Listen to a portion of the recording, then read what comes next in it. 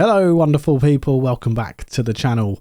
We have another patch for the beacon update for No Man's Sky. Hello Games have added 5.74 out on all platforms except for Nintendo Switch. So that makes 4 updates, or 4 patches, sorry, since the beacon update. 5.71, 5.72 have made their way to Nintendo Switch, but 5.73 has not yet made its way to Nintendo Switch. It does take a little bit of time to get to the consoles, and then more time to get to Nintendo Switch. But 5.74 is out for everything other than Nintendo Switch at the moment.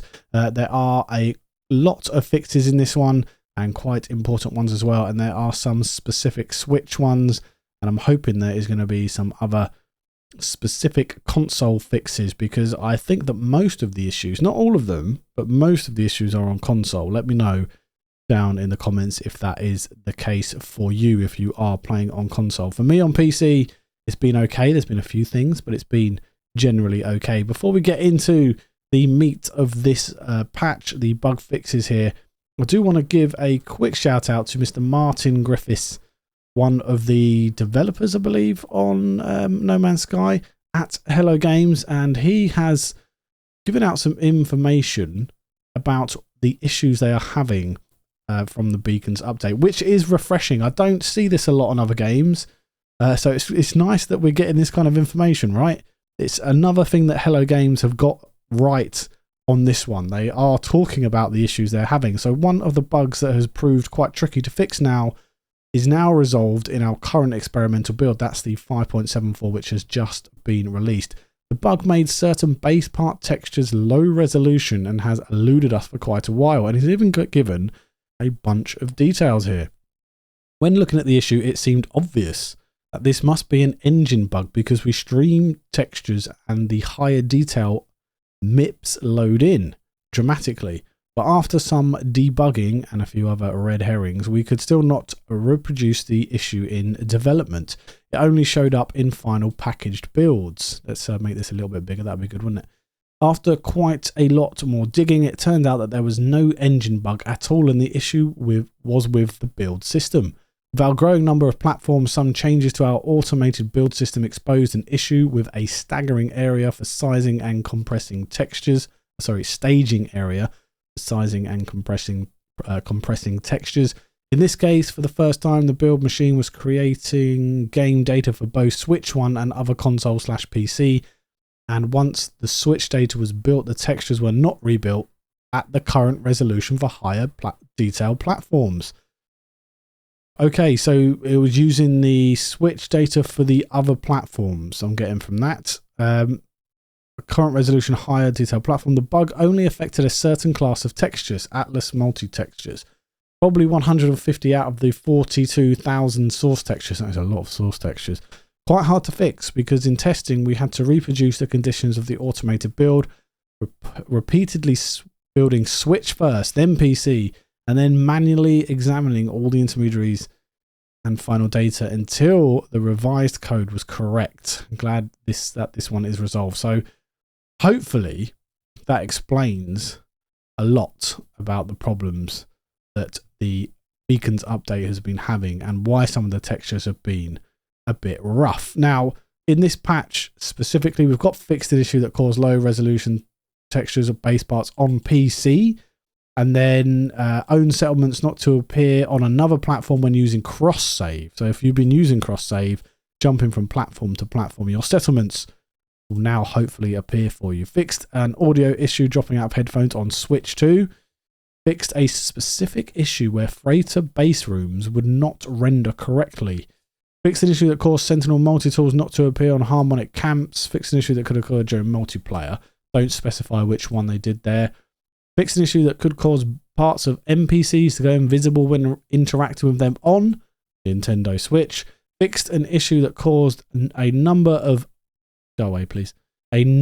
missions to start on existing saves. We recommend any impacted players resume play from a backup save. Okay, so if you've been having an issue that caused a number of missions to restart on existing saves, play from a backup save if you've got one. Hopefully you have one. That's going to be a bit tricky, isn't it? Let me know if this is causing a real issue for you. You might even have to start again if you don't have a backup save. That would be horrendous if you're hundreds of hours in. Fix an issue that could prevent the settlement tutorial from progressing correctly when multiple settlements were owned in the same solar system. So I have 2 in my current system. I'm going to go for 4, but I have 2. And hopefully the tutorial in my one's been great. Hopefully it's been good for you as well. Hopefully if you're having issues, that's now sorted it. Fixed an issue that prevented settlers from celebrating with fireworks after defending against a settlement attack. Never done that. Fixed an issue that could prevent the Trace of Metal mission from progressing correctly when multiple settlements were owned in the same solar system. Fixed an issue that could cause a nothing found message to appear if more than one owned settlement was in the tutorial stage. Fixed an issue that caused sentinel quads to idle instead of attack when spawned at a settlement. I would have preferred them to be idle rather than attacking me, but obviously not. That's a good fix there. Fixed a rare issue that could cause terminals at settlement buildings to be labelled incorrectly. Implemented a recovery for players who had travelled a very long distance from the first purple system generated during Interstellar Multitudes and had no nearby teleporter destinations to return to. So still problems with Interstellar Multitudes. Fixed an issue that caused mission markers requiring target sweep to hide themselves prematurely. Is this them finally fixing the dreaded target sweep? It is awful, that thing, isn't it? Fixed an issue that caused markers requiring a target sweep. No, it's not. Fixed an issue that caused the horrific flesh helmet eyeball to render incorrectly. Fixed an issue that caused some base parts placed prior to the beacon update to be incorrectly assigned a weathered material. Haven't tried weathered material yet. Are going to in the future for sure. Fixed an issue that could cause the player to jetpack slightly when closing the build menu on Switch. More fixes for Switch here as well. Clip text in the Refiner UI for Switch. Cause marker icons to be placed incorrectly on Switch 2. These are Switch 2 fixes, these two. Specifically these two. Fix an issue that could cause flickering planetary objects on AMD and Intel GPUs. I actually have this issue. I had this issue, sorry, I don't anymore. The planetary objects flickering, and a lot of people had this. I now have a little bit of an issue where I'm in my freighter, in my starship, and you know there's the animation where you get in and it goes into your starship if you're in third person. It sort of jumps back and forth quite violently, and yeah, it's not great. Hopefully that sorted itself out. And update to Streamline version 2.8. So another fix, the 4th fix with the beacon update, and I'm sure there are going to be more to come. If we just have a look through this release log here, there was 4 for the Relics update. There was only 3 for, oh sorry, that's Worlds Part 2. So 1, 2, 8 for Worlds Part 2. There was 8 fixes for World Part 2. So just be aware that there are, you know, there are fixes for each update. There's a lot of them. Some of them only have two-ish, but they fix things. Say, you know, you have the Aquarius or you have the Cursed Expedition come up and you've got the Cursed patch. There'll be things in here for the Aquarius, for example, or fixing different things from different updates. So more fixes will come out for the game. I hope it's not unplayable for you. I hope that this is sorting it out. It's good that they are coming out now with sort of insights into why they were having issues. I think that's really good from No Man's Sky, from Hello Games and the internal team. This is something that I think more developers or more game studios should do. I think it's absolutely great, and another thing that Hello Games are just getting right with their community. So yeah, absolutely happy with that.